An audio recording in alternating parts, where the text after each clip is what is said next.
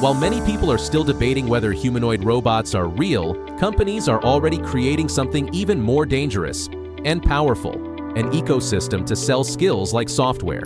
At the same time, an old dream is entering the real phase. The flying car, which has always been a promise, has begun to be manufactured. And on the farthest horizon, scientists argue that it is time to take humans to Mars, with missions lasting from 30 to 300 days. And here on Earth, robots are already installing solar panels at industrial scale as a service.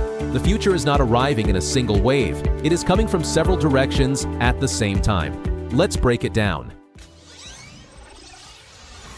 Unitree Robotics has announced a move that shifts the focus of the tech race, what it calls the first app store for humanoid robots.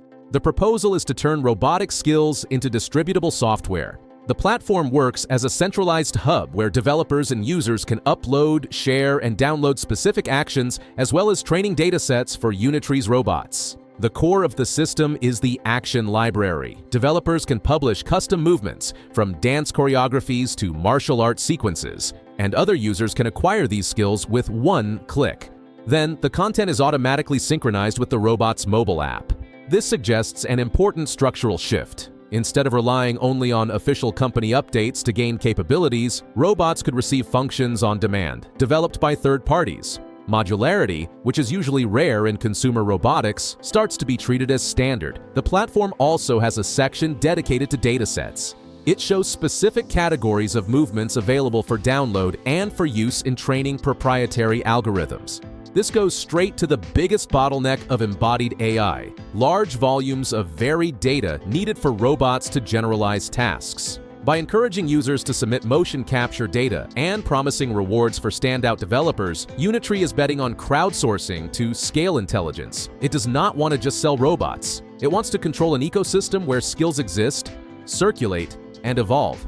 And when skills become a download, the world changes because you stop buying a robot as it is and start buying a robot as you want it.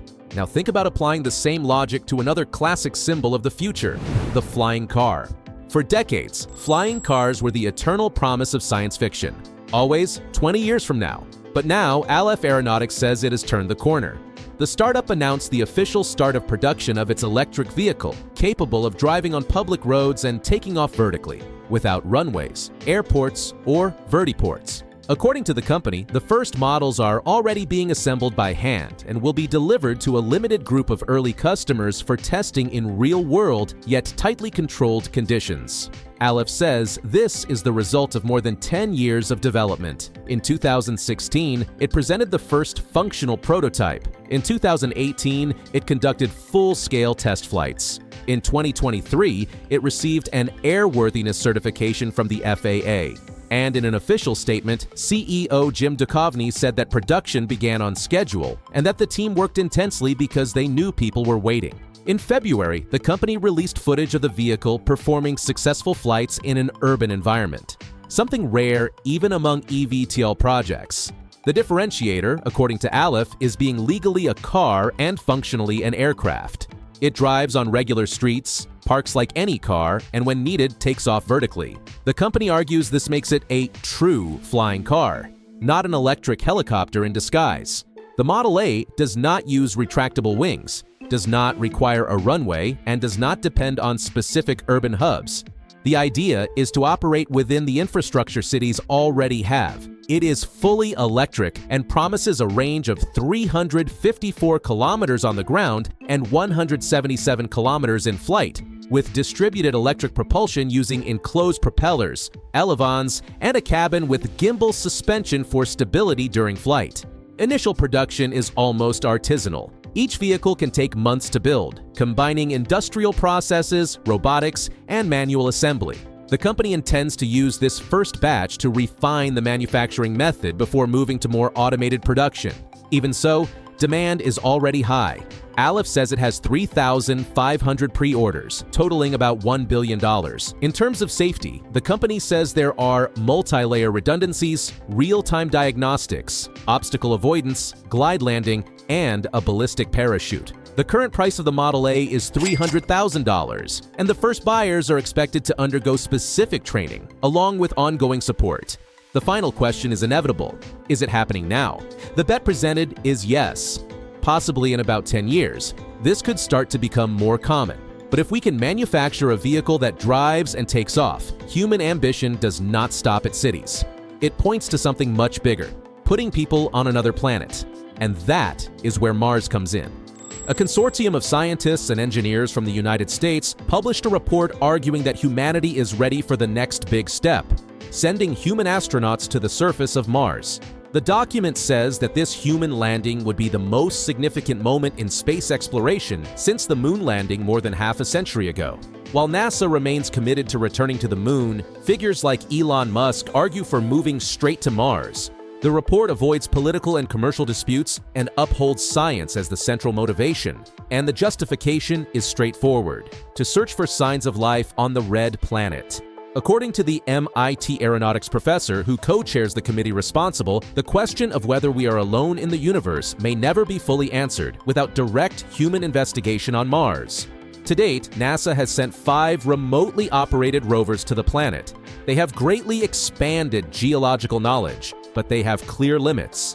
The report argues that only a human presence can carry out observations, decisions, and experiments with the required depth. The document, about 200 pages long, defines priority scientific objectives for crewed missions: the search for life, the study of Martian geology, the assessment of human survival, and the identification of resources to support long stays. The proposal suggests an initial mission with 30 Earth days of human presence, followed by cargo deliveries that would enable future missions of up to 300 days. But the challenges are enormous: exposure to deep space radiation, and the risk of biological contamination of the Martian surface, if life exists. And the when remains uncertain.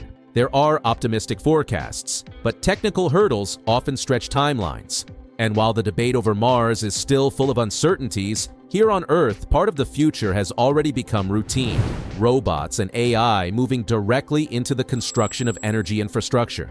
AES, a global energy company, is accelerating the transition to clean energy by applying AI and robotics to the construction of solar plants. It developed Maximo, a robotics service created to perform one of the sector's most repetitive and physically demanding tasks: installing solar panels at scale. Launched in 2024, Maximo combines AI-based computer vision, industrial robotics, and a mobile microgrid. Today, a fleet of 4 robots can install 1 megawatt per day, about 1,900 solar panels. The startup is on the 4th generation of the platform. The system includes a 6-axis industrial robotic arm mounted on a mobile base. A second, smaller arm attached to the side reaches the underside of the panels and completes the fastening. The robots use internal batteries and vision and LiDAR sensors to identify panels, support structures, and people nearby. It is not 100% autonomous yet. The base is towed by a tractor, but AES plans to automate this movement in the future. For now, the focus is reliability and consistent repetition of physical work. And the business model is clear. It is not a machine sale, it is a service. The company is paid per module installed and delivers a complete solution for engineering, procurement, and construction firms, working on both its own projects and third-party projects. In California, AES is building the largest solar energy complex with storage in the United States, intended to supply data centers and Amazon operations. When you put these stories together, a pattern appears. The future is turning into an ecosystem: robots gaining skills by download, vehicles that change urban mobility, a real ambition to put humans on Mars, and robots performing heavy physical work at industrial scale here on Earth. The question that remains is, when all this starts to connect, robotics, AI, energy, and transportation, which part of your daily life will change first? If you want to follow these changes clearly, subscribe to the channel and turn on notifications, and leave a comment. Which of these topics seems closest to becoming normal to you? Robots with an app store, flying cars in cities, humans on Mars, or robots building energy infrastructure? Remember that all links are in the description. Thank you and see you next time.